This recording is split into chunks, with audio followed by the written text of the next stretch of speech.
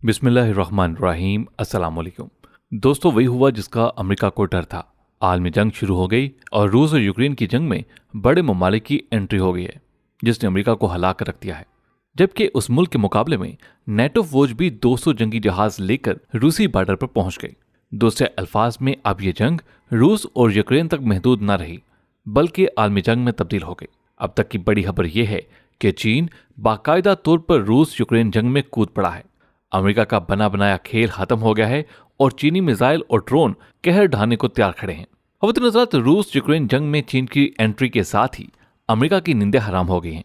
चीन ने world order तब्दील करने का मुकम्मल प्लान तैयार कर लिया है, जिसे अब एग्जीक्यूट करना शुरू कर दिया गया है। दोस्तों, आपको याद होगा कि हमने आपको बताया था कि अमेरिका ने चीन को धमकी दी थी कि अगर उसने रूस की मदद की तो चीन को उसके नतायज भुगतने पड़ेंगे। हता कि चाइना को सजा देने की धमकी भी दी गई थी, जिसके बाद चाइना ने खुलकर रूस की मदद शुरू कर दी है और अमेरिका को बोल दिया है कि तुम जो कर सकते हो कर लो, हम तुमसे नहीं डरते। दूसरी तरफ रूस, सऊदी अरब और चाइना आपस में ऑयल ट्रेड युआन करेंसी में करने जा रहे हैं, जिससे वाजे हो रहा है कि वर्ल्ड ऑर्डर तब्दील होने जा रहा है और अमेरिका और अमेरिकी डॉलर की अजारादारी खत्म होने जा रही है। एक खबर यह भी है कि सऊदी वलीअहद शहजादा मोहम्मद बिन सुलेमान अमेरिकी सदर का काफी दिनों से फोन नहीं उठा रहे, जिसको न्यू वर्ल्ड ऑर्डर के बारे में एक कदम समझा जा रहा है। दूसरी जानिब चाइना यूरोप को भी समझा रहा है कि अमेरिका के पीछे लगकर अपने मुल्क तबाह ना कर बैठना, क्योंकि अमेरिका को इस जंग में कोई नुकसान नहीं होगा, बल्कि नुकसान सिर्फ यूरोपीय ममालिक का होगा। जिसके बाद यूरोप का झुकाव भी चीन की तरफ हो गया है और चीन ने रूस को ड्रोन और मिसाइल देने का भी वादा कर लिया है, जिसके बाद अमेरिका की नींदें भी उड़ गई हैं और रूस ने खुलकर यूक्रेन की ईंट से ईंट बजाना भी शुरू कर दी है। दोस्तों, रूस और यूक्रेन की जंग में जो तातुल नजर आ रहा था वो एक बड़े तूफान का पेश हैमा था और बड़ा तूफान गुज़िश्ता रोज सामने आ चुका है। गुज़िश्ता 24 घंटों में रूस ने यूक्रेन की ईंट से ईंट बजाकर रख दी है, जिस पर अमेरिकी सदर जो बाइडन ने रूसी सदर व्लादिमीर पुतिन को जंगी मुजरिम करार दिया था, जिस पर रूस की जानिब से शदीद तरीन एहतजाज किया गया और कहा गया कि अमेरिका रूसी सदर के लिए इस तरह के नाजेबा अल्फाज इस्तेमाल करने की बजाय अपने गिरेबान में झांके कि किस तरह से उसने पूरी दुनिया के अंदर तबाही मचा रखी। हम तो अपनी सलामती के संगीन खतरात की वजह से और मुसलसल वार्निंग देने के बाद यूक्रेन पर हमला आवर हुए हैं। एक तरफ तो रूस और यूक्रेन के दरमियान बातचीत चल रही है, लेकिन दूसरी जानिब तबाहकुन हमलों का सिलसिला भी जारी है। रूस ने यूक्रेन के तनाज़े के हल के लिए एक नई तजवीज़ पेश की है, जिसमें उन्होंने कहा कि कीव के साथ बातचीत में स्वीडन और ऑस्ट्रिया की गैर जानबदार, आज़ाद और अपनी फौज रखने वाला यूक्रेन एक हल साबित हो सकता है। रूस की वजारत खारजा के मुताबिक यूक्रेन के न्यूट्रल स्टेटस के हवाले से संजीदगी से बात हो रही है और यकीनी तौर पर यह सिक्योरिटी जमानत के साथ ही होगा। वाज़ेह है कि ऑस्ट्रिया और स्वीडन यूरोपीय यूनियन के रुकन हैं, ताहम नेटो के फौजी इत्तेहाद से बाहर हैं। यूक्रेन ने रूस की इस तजवीज़ पर रद्द-ए-अमल देते हुए यूक्रेन के सदर ज़ेलेंस्की से कहा है कि वो अपनी सिक्योरिटी को बैनुल अक़वामी फोर्सेस की तरफ से जमाना चाहता है और उनका मुल्क बैनुल अक़वामी जमानतों को कबूल कर सकता है। अपने वीडियो खिताब में उन्होंने कहा कि बातचीत के दौरान मेरी तरजीहात बिल्कुल वाज़ेह हैं, जिनमें जंग का एहतताम और बैनुल अक़वामी जमानतें, खुद मुख्तारी रियासती सालमियत और हमारे मुल्क की हकीकी हिफाजत शामिल है। दूसरी जानिब रूसी वज़ीर ख़ारजा सरगेई लारोफ ने यूक्रेन में जारी तनाज़े के हल में अमेरिका की अदम दिलचस्पी के हवाले से बताया कि वो जल्दी पर तेल डालना चाहता है, लेकिन इस तनाज़े के हल के लिए कोई दिलचस्पी नहीं दिखा रहा। यूक्रेनी हकाम के नुक्ता नज़र के मुताबिक अमेरिका का फैसला कुन असर है, लेकिन आज ये देखा जा सकता है कि अमेरिका इस मसले के फौरी हल में कोई दिलचस्पी नहीं रखता। अमेरिकी सदर ने रूसी हमले का जवाब देने के लिए यूक्रेन को सिक्योरिटी इमदाद के तौर पर $800 मिलियन की इजाफी रकम देने की मंजूरी दी थी और इस इमदाद के तहत यूक्रेन को 813 शगन तोपें, 9000 एंटी आर्मर सिस्टम, 7000 छोटे हथियार, 2 करोड़ गोलियां, गोला बारूद और ड्रोन मुहैया किए जाएंगे। जो बाइडन ने कहा कि हम लोग उनको जंग लड़ने और अपना दिफा करने के लिए सामान दे रहे हैं, क्योंकि अभी और भी मुश्किल दिन आने वाले हैं।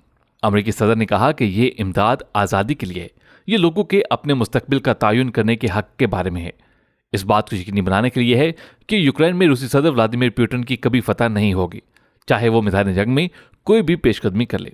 दोस्तों, इस तमाम सूरत हाल में जो नाकाबिल तलाफी नुकसान उठाना पड़ रहा है वो यूक्रेनी अवाम और यूक्रेनी फौज को उठाना पड़ा है। गुज़श्ता 24 घंटे के दौरान रूस की जानिब से एक ऐसा तबाहकुन हमला किया गया है जिसे तारीख का अब तक का सबसे बड़ा हमला कहा जा रहा है। दोस्तों, रूसी वज़ारत दिफा की जानिब से जो अदाद-ओ-शुमार पेश किए गए हैं उसके मुताबिक रूस ने गुज़श्ता 24 घंटों में यूक्रेन में 46 फौजी तंसीबात तबाह की हैं। दोस्तों, ये बहुत बड़ी तंसीबात थी। रूसी फौज यूक्रेन में फौजी तंसीबात पर हमले जारी रखे हुए है और कल यूक्रेन के इलाके डेवने के शहर सरन के फ्रंट लाइन को मिसाइलों से निशाना बनाया गया। हालिया 24 घंटों में यूक्रेन की 46 तंसीबात के साथ साथ 181 जंगी तैयारे और helicopter, 170 military barrel rocket launchers, 1379 tank और बख्तरबंद गाड़ियां और 133 एंटी एयरक्राफ्ट मिसाइल सिस्टम गाड़ियों को तबाह किया गया है। आप अंदाजा लगा सकते हैं कि रूस की जानिब से कितने बड़े स्केल का हमला किया गया होगा जिसमें उन्होंने इतनी बड़ी तादाद में तबाही मचाई है। दूसरी जानब यूक्रेनी हुकाम ने भी कुछ आदाद-ओ-शुमार जारी किए हैं जिसमें उन्होंने कहा है कि अब तक रूसी फौज को 14,000 फौजियों, 86 जंगी तैयारों, 108 हेलीकॉप्टर्स और 144 टैंकों तक फौजी नुकसान उठाना पड़ा है। यूक्रेन में जनरल स्टाफ हेडक्वार्टर ने 24 फरवरी से 18 मार्च तक रूसी फौज के नुकसान के आदाद-ओ-शुमार जारी किए हैं, लेकिन रूस की जानिब से गुज़श्ता 24 घंटे के आदाद-ओ-शुमार जारी किए गए हैं वो इंतहाई खौफनाक हद तक ज्यादा हैं। याद रहे कि रूस की जानिब से ऐलान किया गया था कि वो अमेरिका और मगरबी ममालिक की जानिब से यूक्रेन को भेजे जाने वाले हथियारों को निशाना बनाएंगे और उन्हें तबाह बर्बाद कर देंगे। इनमें उन्होंने स्टिंग मिसाइल और जदीद तरीन कुछ ऐसा असला जो यूरोप की जानिब से यूक्रेन को भेजा गया था उस पर कब्जा भी किया। उनमें से काफी हद तक ऐसे मिसाइल सिस्टम जो कि रूस के पास नहीं है उनको यूक्रेन में पकड़ने के बाद रूस मुंतकिल कर दिया गया है। इस तमाम सूरत हाल के अंदर अब चेचन जांबाजों के दस्ते भी यूक्रेन के तोलो अर्ज में कंट्रोल संभाले हुए हैं। दोस्तों, इस तमाम सूरत हाल के अंदर यूक्रेन की आवाम को शदीद तरीन नुकसान बर्दाश्त करना पड़ा है, जबकि अमेरिका की जानिब से मामलात को बेहतर करने के लिए मजीद जल्दी पर तेल डालने का काम जारी है। यूक्रेनी आवाम को भी अंदाजा हो गया है कि अमेरिका और नेटो इत्तेहाद उनके साथ क्या गेम कर रहे हैं। उनकी कोशिश है कि रूस किसी भी तरीके से अपनी मर्जी के अहदाफ हासिल ना कर सके, क्योंकि अगर रूस की जानिब से भी अपनी मर्जी के अहदाफ हासिल कर लिए गए तो फिर अमेरिका और नेटो का हिस्से से निकलना लाजमी हो चुका है। और दोस्तों, इसमें कोई शक नहीं कि रूस किसी कीमत पर भी अमेरिका और उसके नेटो इत्तेहादियों को हिस्से में अपना असरसू बढ़ाने की इजाजत नहीं देगा।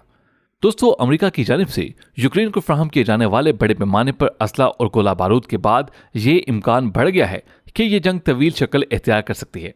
हो सकता है कि रूसी फौजें पीछे हट जाएं।